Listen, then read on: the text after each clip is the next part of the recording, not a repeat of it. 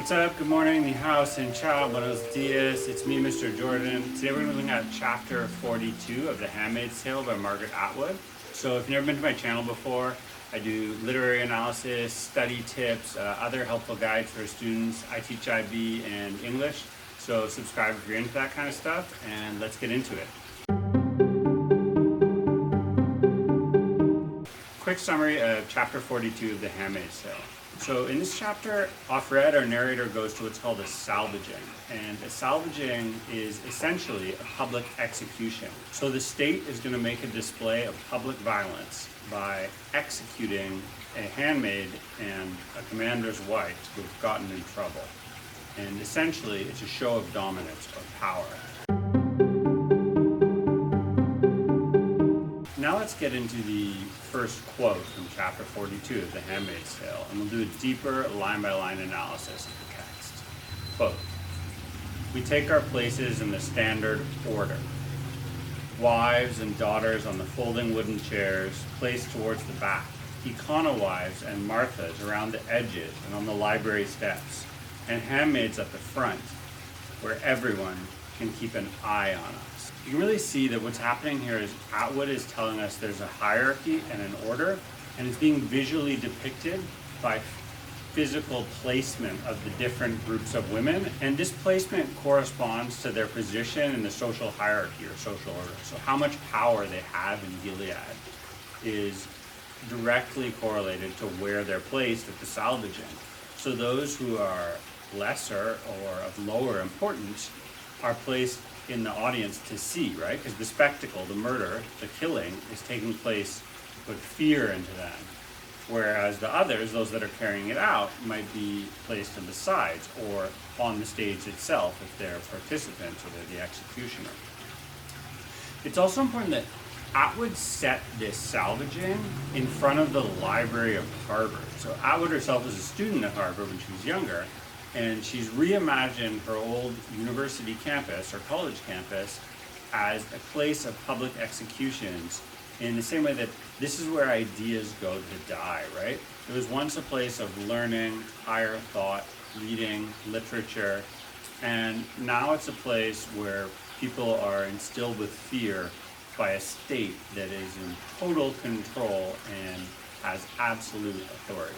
In the second quote, we're going to look at Aunt Lydia, who is reintroduced to us after many chapters. She's the one who originally re-educated and essentially tortured and controlled both Offred and the other handmaids at the re-education center. And now she's speaking from the stage where the execution is about to take place at the salvagings. Quote, "In the past," says Aunt Lydia, "it has been the custom to precede the actual salvagings with a detailed account of crimes, of which the prisoners stand convicted. However, we have found that such a public account, especially when televised, is invariably followed by a rash, if may call it that, an outbreak, I should say, of exactly similar crimes." I'm going to stop there for a second.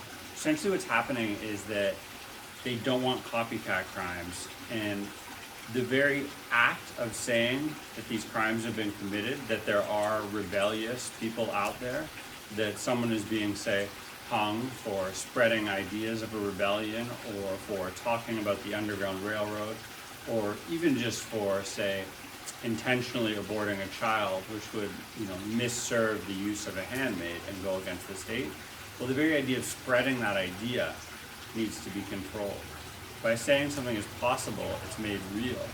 And the state now wants to control this. So they refuse even to state the fact of a crime that's taken place. Quote, "So we have decided, in the best interests of all, to discontinue this practice. The salvagings will proceed without further ado." A collective murmur goes up from us. This is Offred now. "The crimes of others are a secret language among us. Through them we show ourselves what we might be capable of after all." We switch into the narration of Offred, and we hear that this is really the case, right? We now understand that they were using those other crimes as a language, as a kind of code, right? If one handmaid hangs herself, that means you can hang yourself. If one handmaid aborts her baby, that means you too can do this act. It's in the realm of possibilities. But if the very idea and notion of crimes themselves are silenced, this silences the whole thought process and the ability to really communicate. Only total silence and complete control over both the minds and the bodies of the handmaids can keep them in line, right? Any small whisper of an act of sedition and the possibility of it could lead to a further rebellion.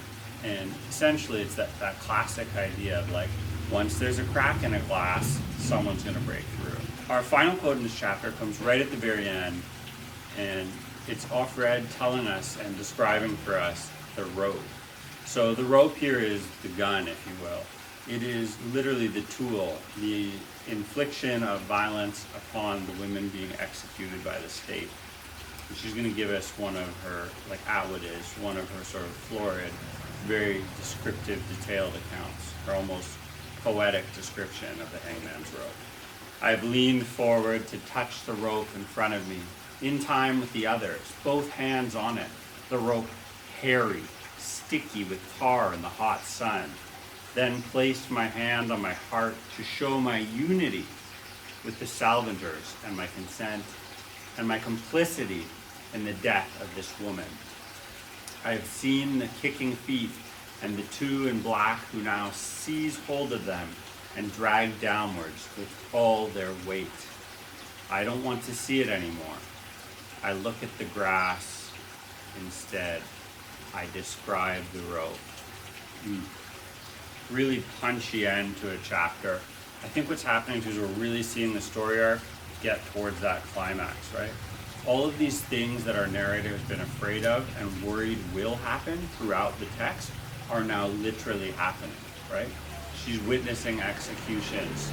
Well, this is her greatest fear. Her worst case scenarios come true. She has not fulfilled her role to have a baby. She's not become pregnant.